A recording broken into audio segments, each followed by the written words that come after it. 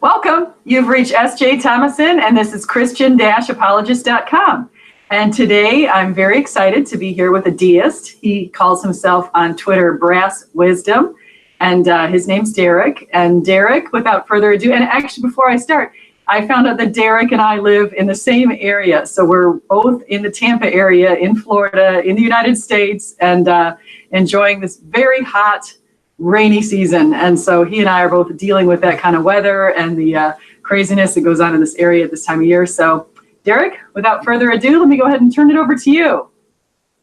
All right. Nice to be on, SJ. Glad to have a talk to you. And yeah, the weather in Florida is notoriously crazy. On one hand, you get the scalding hot weather, and then the next minute you have to protect yourself from a hurricane. It's like you're saying, oh, man, it hasn't rained in 2 weeks. And then all of a sudden, it's like the weather. I think the weathermen even give up here. I know. Well, I think they have a good bet. They just say, hey, there's a 50% chance of rain. I mean, they can't go wrong with that. Yeah. Every day it rains. And they might as well say it's 100% chance because every single day it's rained. Or, I don't know, the whole 50%, summer. Yeah, 50% to one person's 100% to another. Yeah, it's the same thing. I even see things where it'll say there's, 20% chance of rain, and I get on my bike, and within moments, there's a downpour. And, oh, yeah, that's happened to me before. It's like, where I would literally go out, like, because I walk, and I walk to get some exercise, and what I'll say is like, oh, it looks very sunny out today. I think I can have a good stroll. And then, I get out of my house, I go halfway down the block, and then all of a sudden it just starts pouring rain, like, right then and there. I'm like, damn, that was bad. Yeah. So I mean, yeah, the weather is notoriously crazy here. Yeah. But yeah, it's good to come. It's good to come on your show and talk to you about stuff. Yeah, it's good you're on. I'm glad you came on. In fact, you asked me to come on, so I'm glad that you made that initiative. Oh yeah, I mean, I've been wanting to talk to more people lately. Ever since I've been wanting to talk for a long time. I actually made the initiative of wanting to talk to Godless Cranium, talked to you before. And yeah, I just been wanting to broaden, the people I talk to and start engaging in more discussions. That's good. So let's go ahead and start on I know one of the reasons that you and I have met on Twitter, and we've seen each other in these YouTube chats sometimes. And I know that you said that you found me through Max Colby and his channel, and you and I have both been on different people's channels. Like you said, you were on Godless Cranium, and I've been on Geek Room and some associated atheist channels, very related to the ones you've been on. Now, you say you define yourself as a Deist who was raised as a Christian. So can you share with us how that came about? Yes. It was like I was brought up in a non-denominational Christian household for most of my life. We were so liberal that I actually, we never read the Bible or anything like that, or even went to church except a handful of times. And so I grew up very in a sort of Christian background where it was funny because my knowledge on the Bible was so bad that I actually did not even know about the Old Testament. I assumed the entire Bible was just a long story about Jesus. It wasn't until later on, actually, until after I got out of Christianity that I actually read the Bible more. And, I found it more interesting than what I've been led to believe. And what happened is like after I would say, I don't know, I had periodically had doubts for most of my life given, some of my personal experiences. It wasn't until I had a very what people would define as a spiritual experience, which sort of got me where it really bothered me that I was a non-denominational Christian. I was saying, oh my God, everyone has a denomination. I said, I should go out and try to find a denomination. And I eventually did settle on Methodist for a while. Although, funny enough, I never actually ended up going to a Methodist church, even though I wanted to. It just the stars didn't align for that. And And what happened eventually is due to a combination of, I mean, what's funny is that like a lot of atheists will go on and say that, oh, they read up on church history or they read up on books and stuff and science and they came to reason, and they left religion because of that. I mean, like when I read into history, the church history, and I really read into it, I had no like intention of disproving Christianity or anything like that. It was more or less, I wanted to learn history and I wanted to better inform myself about my beliefs. And I eventually read into the neuroscience as well. I read a couple papers on that. And eventually I just realized that I wasn't a Christian anymore. Because I just I didn't believe in the central doctrines. I just couldn't believe them anymore. And I desperately tried for a long time to believe it, but I could not. Eventually, I became sort of like, I never really denied God's existence, but I more or less became like sort of a strong agnostic, where I was more or less likely, I was saying, oh, just don't ask me about it. Like, I don't want to talk about God's existence or nothing like that. I don't know, neither do you. Stuff like that. I became sort of like a strong agnostic where, I just said we can't know that. And eventually, I began reading up on the founding fathers, like Thomas Jefferson, Benjamin Franklin, and I got into deism from that, and then I read into Voltaire and Thomas Paine. And eventually, over time, I found that they made a compelling case, in my view. For one, about my view on seeing Christianity, and two, for my view on seeing God. And, I've read up on some philosophers who gone in the more deistic route. And there's actually surprisingly not a lot of the time when I have to look in the philosophy of deists, I have to go back hundreds of years. Okay, so that's fair enough. I think you have given us a little bit of a history. Now, you did share with me that you're 22, so you're pretty young. But then you came to this decision to move away from Christianity. You said it started right around the age of 17, right? 17 to 18, I would say, is like when I was really just starting to get out of it.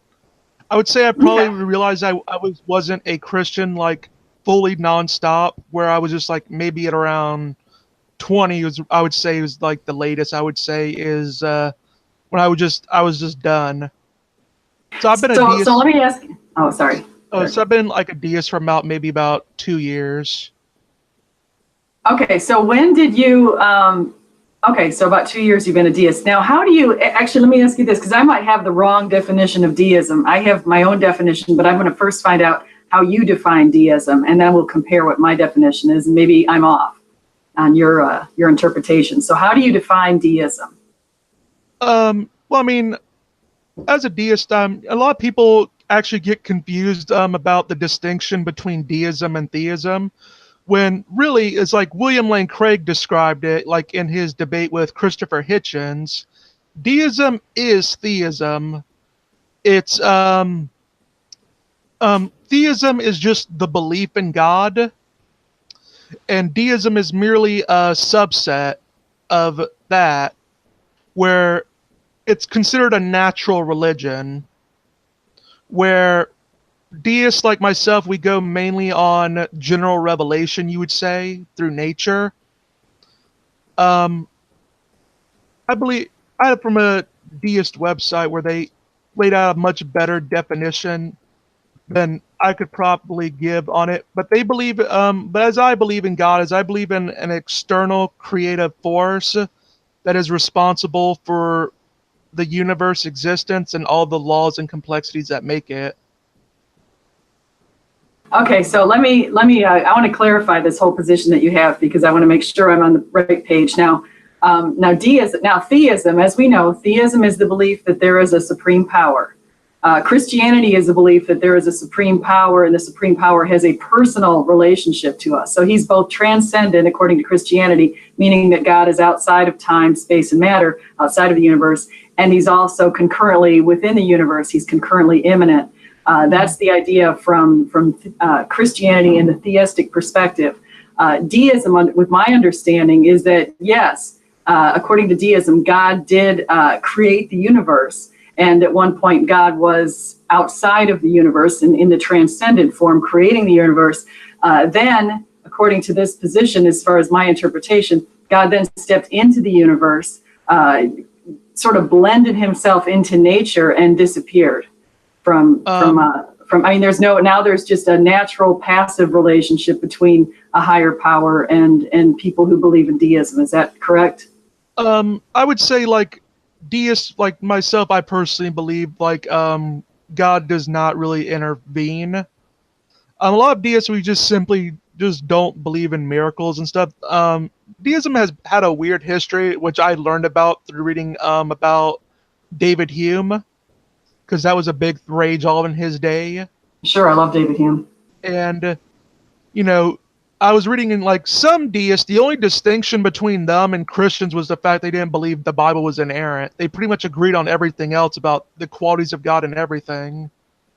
Okay, well, what do you think? Do you think that God is, do you think that God is now, because I think in the deist perspective, God is supposed to be impersonal. Oh, yeah. Correct? I mean, for me personally, I don't believe, I have heard some arguments from I think he's a theologian or a philosopher, either one. John Hick, I believe, who did make a case on epistemic distance, where it was I read about it in this deistic evolution book, and basically the point would be is with the epistemic distance is that God has chosen to remove himself from human activity in order to allow human freedom.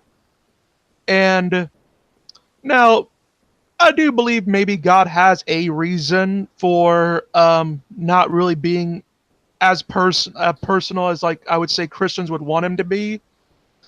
I would say maybe not for moral reasons, granted, but I would be open to an argument for that position. Like if a philosopher were to make a better case for it in the deistic perspective, I'd be open to hearing it. But yeah, I don't personally believe that God really intervenes. But you do seem to believe that he's separate. I mean, he's not just nature, because there's the pantheistic belief that believes the idea from pantheism is that God is part of nature. Nature and God are one. Yeah. So it's the immanent belief that God is immanent within this universe, and he's also part of the universe. Oh yeah. I mean, pantheists believe that the universe and nature are basically the same thing. Right. I actually had some pantheist friends who had somewhat of an argument for that. I didn't come to believe them on that, because I just came to the sudden realization. I was saying, well, I mean, if the universe and God are the same, we already have a word for the universe. And so I couldn't really get in. I could never wrap my head around that idea anyway. So, but well, yeah, let me ask you this. I personally believe that God is all transcendent. That's what the deists have always really held to, is the transcendent nature of God. Okay, so you believe that the transcendence means that God is outside of time, space, and matter. So you would say that that's a fair. Okay, so he's outside, but he's not also immanent. He's not also inside time, space, and matter. Correct? Yeah, he's just not personal. Okay, so he's impersonal, outside of God. Now, see, that is, just so you know, that's also equivalent to the Muslim faith. They believe that Allah is transcendent. However, Allah is not someone you can know personally. He's a transcendent and aloof God, according to the Muslim faith.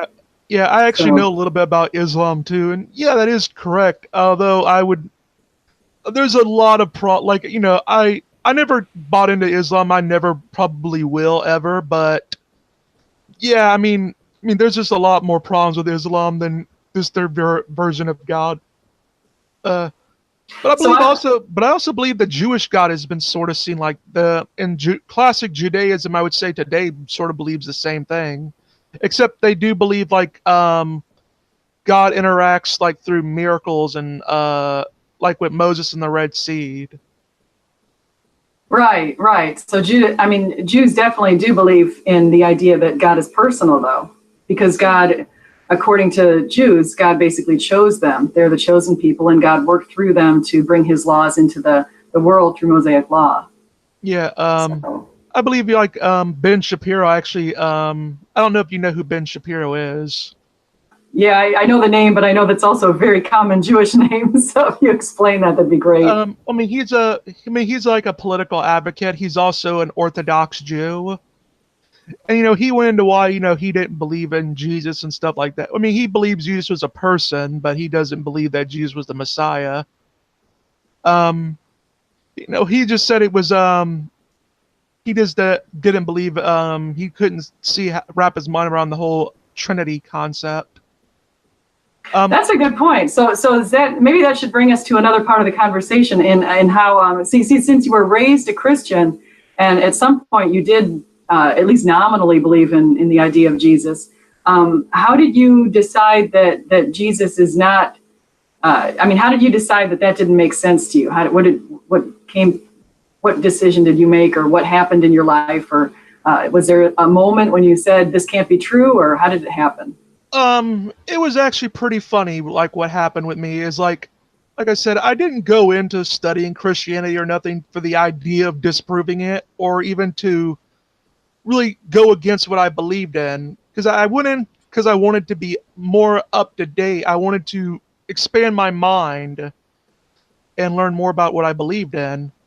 I also, I got into reading guys like Bart Ehrman, and and I've read up on people like atheists like Tim O'Neill, who isn't a biblical scholar, but I've read up some of their points that they have brought up, and I also just more or less got the neuroscience was probably what got me more than anything else, because it was just funny enough because I just sort of came to there's some deists that do believe in the afterlife, just as there is some atheists that actually do as well. They might believe in reincarnation or whatever. Personally, I don't. But although I will say that's one thing I would be glad to be wrong about. Okay, let me actually that brings us to a good point. So that is one way that you can also distinguish yourself from pantheists, because a lot of pantheists believe in reincarnation and the idea of a constant cycle of regeneration. Yeah. And the interesting thing about the pantheist faith is they also believe the universe is eternal. It's been eternally in these cycles of regeneration. And so the idea that your life just keeps going back farther and farther, there's an infinite regression in a way, because if it's an eternal universe, where's the start point? They talk about regeneration, but they don't talk about when did you initially get started here, and exactly when did the first you, before you've been regenerated and reincarnated a number of times, when did that happen? So that's a question I think that might be in the minds of some pantheists. Well, yeah, with the whole reincarnation question always got to me is like, the whole point of reincarnation would be to have your own life. Like, I'm dead one minute and then the next minute I'm like in a monkey or something. And it doesn't sound very enjoyable, does it? Because you don't have any control. Like you don't know. You don't know if you lived your life correctly. You could wake up in the body of a cow for all you know. You don't know. It's a sentient being. It's another sentient being. In the Hindu tradition, that'd be a great thing to be, is like born into a cow. Yeah, a sacred cow. You don't have to worry about being eaten. Yeah. In India, there's no McDonald's in India. Oh, there's McDonald's in India, but the food there, they don't serve beef. So they're very wise that way. They serve lots of veggie burgers and other sorts of. Well, they're smart business. They know their market. Yeah. And although funny enough, the lettuce is the beef is probably more healthy than the lettuce is. I'm sure the beef is, if you think about beef, like really good beef coming out of Japan, Kobe beef or something, it's very, very delicious. Those cows are, massaged, they're given the good life, and then unfortunately they're slaughtered. Oh yeah, I mean, Let me ask you this, Derek, because this kind of going back to your position. Now you've said a few things that I want to get back to. One thing that you said, and I think that I want to see if we can come to an agreement on, is looking at your whole perception of how the whole universe began. So how would you say, I mean, are you an advocate, or do you embrace or endorse or support the idea of the Big Bang Theory, for example? Yeah. Yeah, I mean, that's where all the scientific evidence comes towards, is the Big Bang. So how in a deist perspective, how does a deist look at the Big Bang? How do you put together the God that you believe in and the Big Bang? How does that work? Well, I mean, with deists, like, more or less, we believe that that would just be a mechanism that God uses to create the universe. But God is active, right? So there's an active God prior to the creation of the universe, prior to 13.8 billion years ago. Is that fair to say? I mean, in a way, if you're going to define it as like a creative theot, like, where he creates the universe, and yeah, in a way that would be active.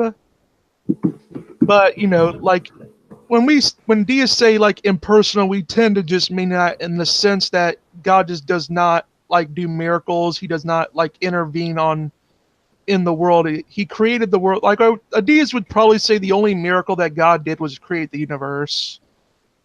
So, okay, because I'm honestly, I've never talked to a deist, so I want to make sure I get your point correct. Oh, yeah, I want to understand this whole thing correctly. So if I were, like, for example, if I were going to write a blog on deism, and I wanted to explain how the universe began, deists, they're fine with the idea of the Big Bang.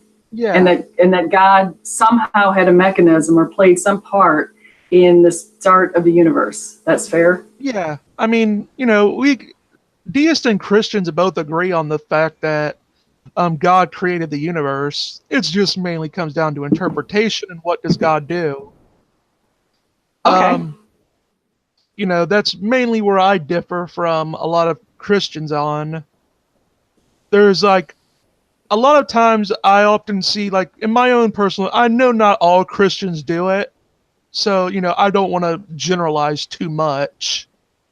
But in my experience with Christians, like, they tend to attribute like their own emotions to God. They humanize God to an extent, and that's something that that does revolt a deist in a way, because we sort of see God as transcendent, and we don't like the idea of like humanizing him so much to the point where he just becomes a human. Which is Jesus. Yeah, I mean, yeah, that's what we would that's what deists would disagree with Christians.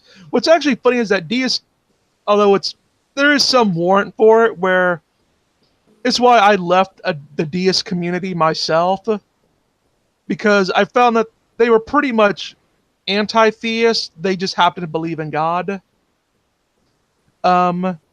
Because they were all into bashing on Christians and Muslims and stuff like that, and I was just like, nah, I'm not into that. And so I got out of the community for those reasons. The atheist community, right? That was the deist community. Oh, I'm sorry. Okay, so you got out of the deist. Okay. So I got out of the deist community because they were very harsh on Christianity and on Muslims and just religious people in general.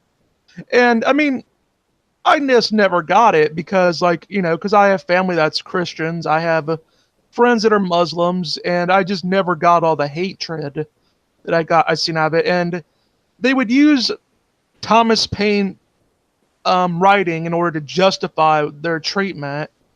But I mean, it was just stupid to me, because even Thomas Paine himself, even though he was very vitriolic and going against the Christianity and the church in his time, even he said that he thought Jesus was a great moral character. Like, in his book Age of Reason, he says, he basically gives like a warning and says, please note, like, nothing I said is to discredit the teachings of Jesus Christ. I think he's a great moral character, but I think he's been perverted over time by people. Let's build off that for a second, because I'm very curious to hear your views on that. So, are you familiar with C.S. Lewis's trilemma? Yeah, the liar, lunatic, and Lord. Do you know, and I know some atheists have added the idea of legend. So they said there's a four pack there. They think it's a quad lemma, I guess you could say. But That goes to Bart Ehrman. right, right. So I want to go back and look at that. If we could just look at that for a second, because if you say that Thomas Paine said that Jesus was a great moral character, I think that's consistent with the way that some Jewish people and some Muslim people view Christ as a great moral character or a prophet in some way. Muslims see him as a prophet. So what? Let me ask you this: do you know why C.S. Lewis thought that you have to make a choice out of those three, according to Lewis? Liar or because and I know a lot about C.S. Lewis. Funny enough, because going into Christianity, that's a constant thing that my Christian friends always bring up. Say, read C.S. Lewis here, read C.S. Lewis here. And I said, the first thing that always popped up was the Chronicles of Narnia. I love that, but that's old. I mean, that's C.S. Lewis children's books. Yeah, I know, and that would be the first thing that would pop up to me, and then I'd say, oh wait, they want me to read his Christian books. Yeah, and Mere Christianity is the one that we would want you to read. Yeah, so I was saying, well, I know C.S. Lewis and the Chronicles of Narnia are a good book, but I'm saying, like, why are all my Christian friends recommending him? I said, oh wait, I get it now. But yeah, I did read up on him. Basically, he said if he was a liar because either he meant what he said, or he was lying about it. He was a lunatic in the sense where he meant it, but he actually wasn't it. So he was like a raving madman. Yeah, so that's what C.S. Lewis is saying. So I mean, he's looking at the fact that Jesus said, I think it was 82 or 83 times in the New Testament, in the Gospels, Jesus said, I am the Son of Man. So the reference, according to Jews, to call himself the Son of Man is even more significant than saying the Son of God, because that has references into the book of Daniel with the Son of Man coming from the clouds of heaven, sitting at the right hand of the Mighty One. So I'm wondering, if he says he's the Son of Man and he's forgiving all of these people for their sins. I mean, I don't go around forgiving my husband. I can forgive someone a sin against me, but forgiving people for the sins that they commit against others, I think that was the significant point that C.S. Lewis wanted to make. So those sorts of things he did. Yeah. I have read some Muslims commentary on that, and some Jewish commentaries who've read it too as well. It's like when they say that Jesus offered prayers, they would say that he's talking about God, and actually he was saying that only God can do it. And wasn't making a reference to himself being God. That's what they say. Now, if you actually read the New Testament, though, you'll see that Jesus made it quite clear that it's. I mean, he actually used a parable where he referred to himself as the one who was killed as the son of the God in the parable. He was the son of the garden person. And there's other references that Jesus made. Like, for example, you'll see the Son of Man coming in the cloud of heaven. He made a very specific reference to the Pharisees of himself being Christ, being the God. And that's the reason why the Pharisees tore their shirts across and said, we're going to go ahead and crucify him.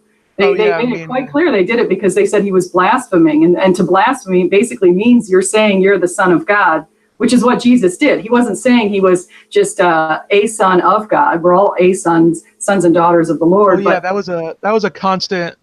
That's what I get on a lot of Christians, because they'll point out to me all these verses where Jesus said he's the Son of God.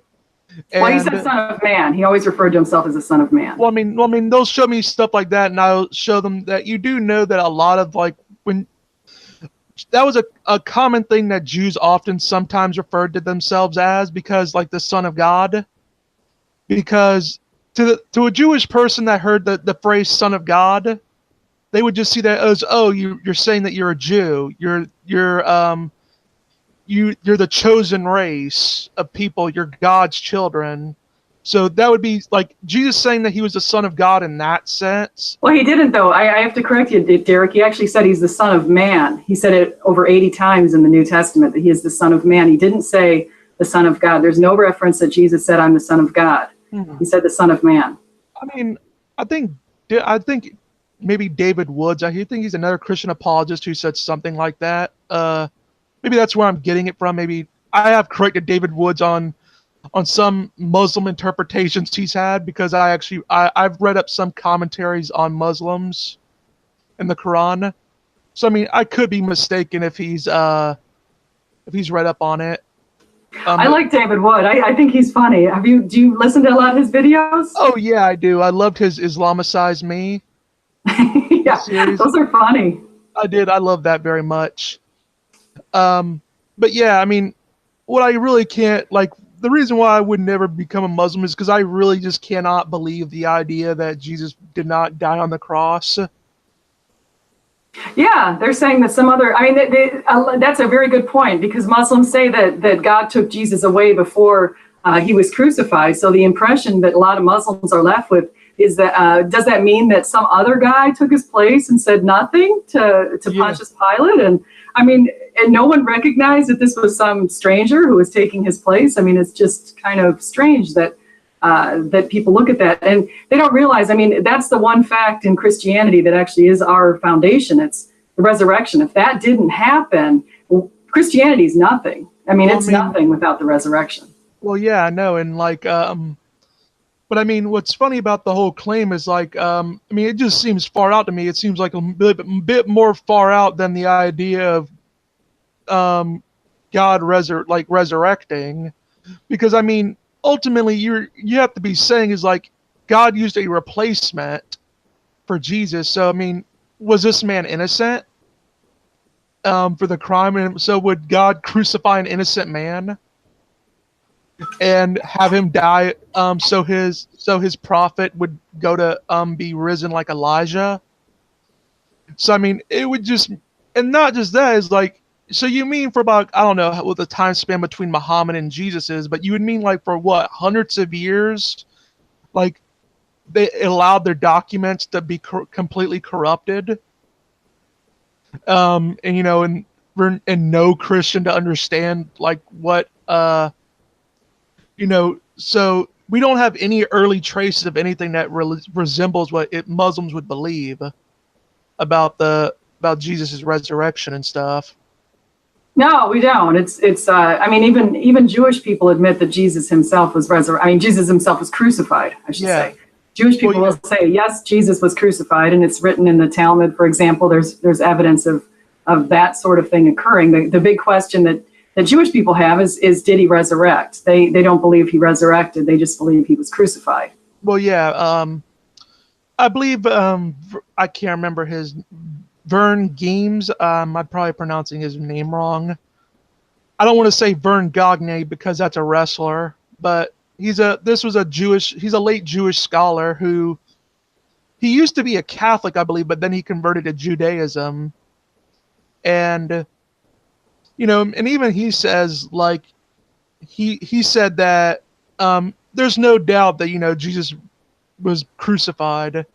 And this is like, you know, even the atheist scholars give that to Christians, is like they don't doubt that Jesus was actually crucified by Pontius Pilate. Most of them. You have ones like Richard Carrier, who he's not a biblical scholar. Yeah, he's a deep end. Yeah, he's an ancient history historian. Right. He's like Greek is actually his specialty.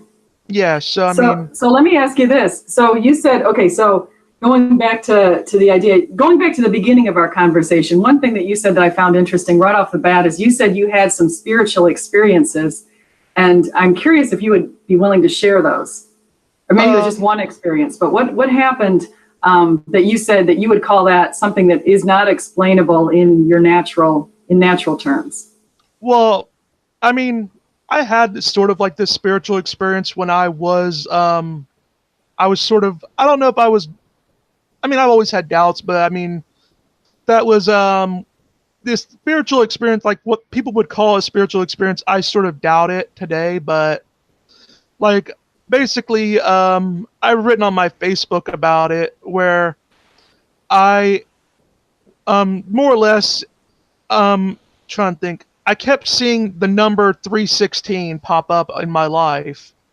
I had no idea what it referenced because, you know, I never read the Bible and stuff. And, you know, every day I would continually get 316 coming at me from all angles, where I would I would go by a building and it would have like 316 as like an address, or it had I'd wake up and it'd be 3:16 a.m. or 3:16 p.m. or something like that. So this number kept reoccurring in my life, and eventually, one time I had the Bible. I wasn't reading it, but I was just picking it up, and it fell on the ground and it landed on 3:16 on John 3:16. John 3:16. Ah. And that happened the first time, and I just said, this must be a coincidence. And so I just picked up the book, I put it down, and this kept on happening. And eventually the signs sort of wore off where I didn't notice them as much. But then they just came back again and again. And eventually what happened is like, I don't know what happened. I got really mad one day, and I just ended up grabbing the Bible and throwing it at the wall because it just happened to be in my vicinity. It fell on the ground, and once again it landed at John 3:16. And so I read that. So I eventually just said, I'll just read that a little bit. And so I read that. I was like, okay, well, and then... Wait. Do you remember what that says? Just in case people who are listening don't know what that says. I mean, I got like I got like a copy on me with let's see. So it says, "For God so loved the world that he gave his one and only Son, for whosoever believes in him shall not perish, but have eternal life." Yeah.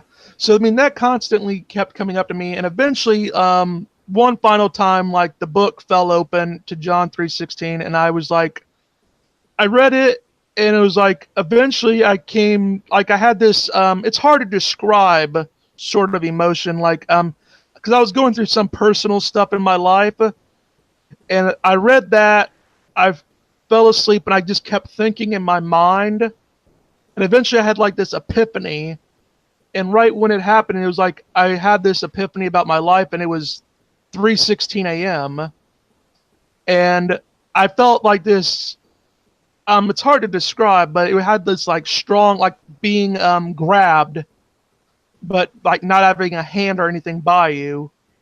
Like, I would say, like, where you feel like you're being personally yanked. And I had that sort of experience where I just felt like I was being personally yanked. And I didn't know what it was from, but it felt like uplifting. It felt good. And, people classify that as a spiritual experience.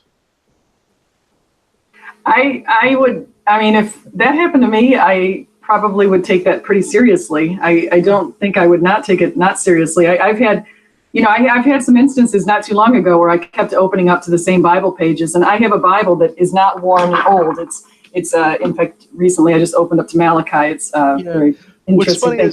But I just want to say, though, it keeps opening up. Like, I kept getting the same verses over and over every time I would flip the Bible open. It hasn't happened so much lately, but it did happen for a little while there. And I took them kind of seriously. I thought, this is kind of, strange. I mean, what are the chances? You look at your Bible, if you look at how many pages, now this is a big letter Bible, it has 1,940 pages. So the chances that I would open up to the same page over and over and over, it's pretty slim. Well, yeah. But I actually have a program on my computer that just has the Bible completely on it. What's funny is, like, I had to do that myself because all the places that near me with Bibles, they only sell one thing, King James only version. Like the King James version, and I don't like that version. Now, I know where you live, so go to the Lifeway over in Brandon. The Lifeway has lots of versions. That's where I got mine. Yeah, so that's because everyone around me, that seemed to be the only version of the Bible they had was the King James, and I just simply did not like the language. Eventually, I got the NASB version, which is supposedly, from a lot of scholars use it. They consider it like, if you're not going directly from the interlinear, you would go to the NASB. Yeah, that sounds like a good version. Yeah, it's considered like, there's I can't remember how they distinguish it. Is like, do you want like word? They'll say, do you want word by word, or do you want like the emphasis on the emotions? Because there's some genres that where an interpretation will work better to emphasize the genre of the what you're listening to. Like there might be moments of satire in the Bible where they might be just making fun, and some versions they'll emphasize that more in the translation. Yeah, that sounds fair. Let me ask you this. I want to say, now, if you were, put yourself in Jesus's shoes, just for a second, if you were to believe in him, if you thought that he was, and you wanted to convince Derek that he is true, which verse in the Bible you think would be a good one to keep popping up to you? That is a tough question, really. Personally, like, it would probably be a verse that like no one would expect you to see. Like John 3:16 is a very like that's a Bible verse that everyone knows. So I mean, if I have like no one actually says that they have that thing with Leviticus or anything like that. Do you think that Leviticus would convince you that Jesus is real? If I kept opening like Leviticus and it kept on doing that, I might be considerate. But Jesus isn't. I mean, that's the Old Testament. So. Oh yeah, I know that, but I'm saying like it's a. I mean, it would convince me more in the Judeo-Christian, and around that time frame. But I would probably maybe, trying to think, with the one where he says he's the son of like in the Markian account where he says in front of the Pharisees where he says I am the Son of Man, and you will be seeing me at the sitting at the right hand side of the Mighty One, coming in the clouds of heaven. Yeah, that's a great verse. Yeah, so I mean, if anything, it'd probably be that one. That would, if anything, if I had the same signs that like I had before, that would maybe more lean me towards it. So is there anything and I kind of feel like you were given some signs that you've decided that these aren't adequate. Not to ask what would it take to make you think that they were adequate, but I'm wondering, is there a reason why you wouldn't want God to? I mean, if you died today or you died tomorrow, and all of a sudden you're standing in front of Jesus at the pearly gates, would that make you comfortable? I mean, in some respect, if I died and I seen Jesus, like, I mean, for one, I'd be knowing this would be right, but I'm not. A lot of atheists will say if I seen Jesus right to his face, I would curse him out. They'll say something like that. I said, dude, you would get scared by a linebacker who can do much less damage to you than Jesus can. If I was in front of Jesus, I would probably be like, I wouldn't say I'd be afraid, because that's not really in his nature to be intimidating. I mean, God is intimidating, but Jesus is more of love. But yeah, I would probably obviously I would know I was wrong, and I would say, well, shoot, I was wrong. So I mean, it'd be a very big aha moment to me. Yeah, I can tell you that I spent, right when I got out of college, probably when I was somewhere around your age, I spent a long time, kind of like you did the way you were raised. I was raised as more of a liberal Christian, and we went to Catholic church, but my parents still are pretty liberal, and they're not the types who have Bibles in the house or anything like that. And my mom's got some crosses on the wall, but that's about it. But I spent 2 decades basically doubting Jesus's. I had lots and lots of doubts, tons of doubts, and so I can see where you're coming from. Yeah, I just had lots of. I mean, I needed proof. I needed something to happen for me to know. Now, I can honestly say though, had those 3:16s kept showing up, I probably would have taken that much more seriously than you did. But I needed something, and I all of a sudden in my 40s I started getting signs that were beyond question. And so because of that, I feel like God has a personal relationship. I mean, it seems strange. You look at the universe and you say, holy cow, there are 600 trillion planets and stars and all this kind of stuff. It's so huge, we can't even comprehend it. But yet we feel, and it's kind of strange to some people, they say, well, how do you feel that we're this little planet in the Milky Way, the third rock from the sun, Why is it that God, who created this vast, ginormous universe, would pay any attention to these little ants on the third rock from the sun? And so I see the deist perspective coming from that, where they say, God is obviously way too beyond us little parts of the thing.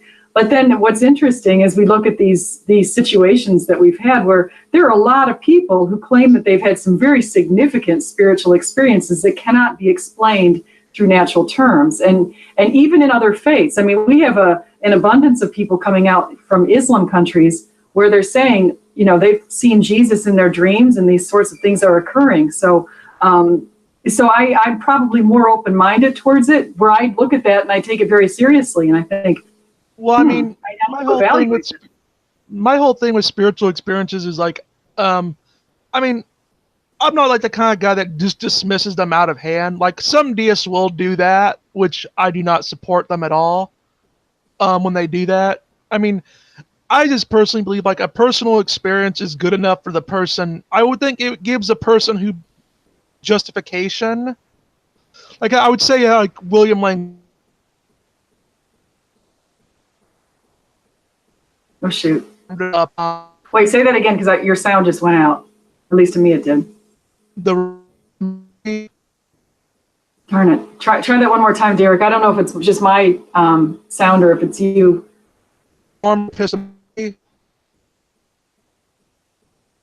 Shoot. Can you? I don't know, Craig. I know Craig. I see Craig in the chat. Craig, can you hear Derek? Because my sound seems to have gone out. Hello. Oh wait, now I hear you. All right. Yeah, the Reformed. He has the epistemology stance. Try that, Derek. Try it one more time. I don't know if maybe you just kind of move around or move your computer, kind of maybe shake it up or something. Somehow, okay, now I hear you again. All right. Yeah, it might be something to do with my internet connection. But yeah, it happens to William Lane Craig's Reformed epistemology, I believe, where he says, one can be rationally justified in believing in God based on personal experience. So, I mean, I can sort of understand that position. I mean, I don't completely agree with it. But I mean, I can wrap my head around someone can get in that position. I just, but I find it like, we have Buddhists who have spiritual experiences and Buddhists don't even believe in God. So that's why, I mean, I always sort of have doubts when it comes to personal experiences because there seems to be a lot of them and from people that don't even believe in God. Well, Buddhists, I mean, there's different sects of Buddhism. So yes, there is a sect that they're basically atheists. But there are some Buddhists who do believe they do believe in spirituality and spiritual experiences, and there is a higher power according to some sects of Buddhism. Some of them have more of like where they might believe in spirits that they can communicate with. Some sects I know they have just they might believe in ancestral worship or something like that, where they believe that you can talk upon your ancestors. Which to me that'd be frightening, in some ways, because now I'm getting my great grandmother in here, and I only imagine like that would how like because eventually you're gonna run into like how far back does this go, and when you get to a certain level, because given like millions of years, do you ever get to the point where you just have ancestors that get pushed off to the side? They're just no longer intervening. My pastor said something really interesting, and it's true, and it's actually very sad. But he said that we're 3 generations away from being forgotten. I mean, unless we're very famous people, which the vast majority of us are not and will never be. We are 3 generations away. So, and you think about it, I look at my great-great-grandmother, I have no idea about her, or my great-great-grandfather. So it's what's very funny sad, about me is I actually know about a little bit about my ancestry because it turns out that I'm related to, trying to think of what, he signed the Declaration, he was one of the people that signed the Declaration of Independence. Oh, neat. Yeah, I can't, damn it, I had his name in my head, but he was like he was like a governor or like something of He had something to do with Pittsburgh. Oh yeah, William Hooper was his name. Okay, nice. Yeah. So I mean, apparently I learned that from my grandfather, where he said we can trace our lineage all the way back to William Hooper, who signed the Declaration of Independence. And what's funny with me is like, what was funny is I was saying, oh wow, I got a rich guy in my family. I only had to go back so many generations to. That's funny. Now I lost your voice again there, Derek. Are you there? I hear you. Okay, now I hear you. Yeah, now I just heard you. All right. You only had to go. So you have a rich guy. No, I have someone from the Mayflower. If I go far enough back on one side, but most of my relatives are either farmers or teachers. It was good for me to go into teaching. Farmers or teachers, or I have a hotel owner over in Germany. I've got the wealth for my family comes from Germany. So.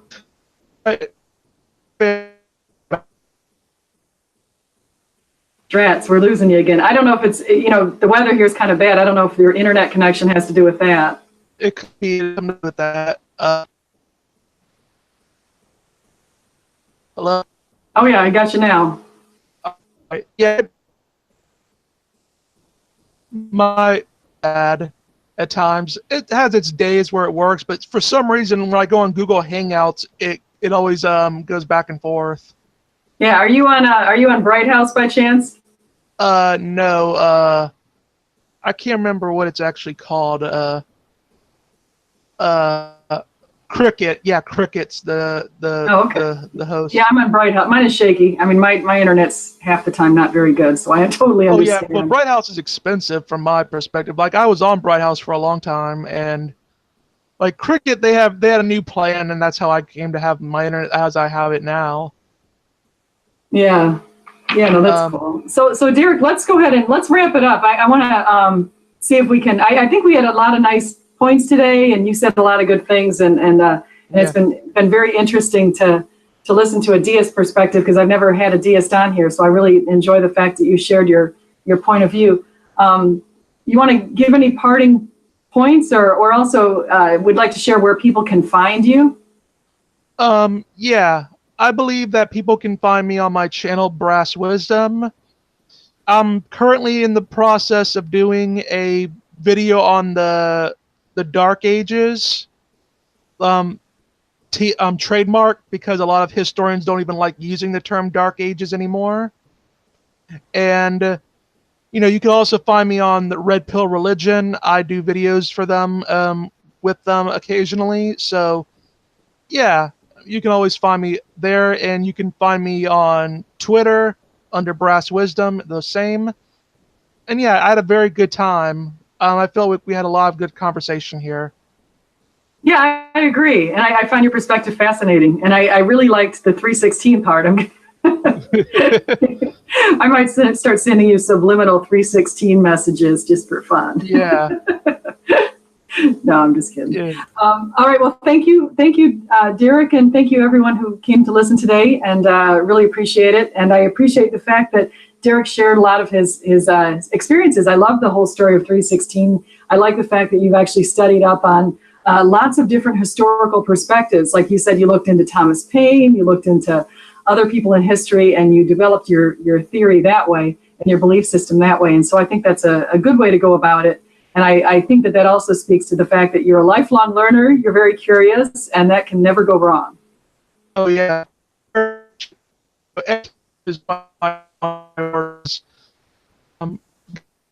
We still have the shaky internet here. My mom for education, and I've always been my own dedication as well. Good. So dedication. I caught the dedication. Can you say that one more time? I said my mom always pushed my education. Oh, educate. Yeah, good. And I became a lifelong learner in part because of her, and because I like it in general. That's good. That's good. That can never go wrong. So thank you, everyone who came on here. I hope you like or subscribe, and we will see you later. So I'm going to go ahead and stop the broadcast. Thank you.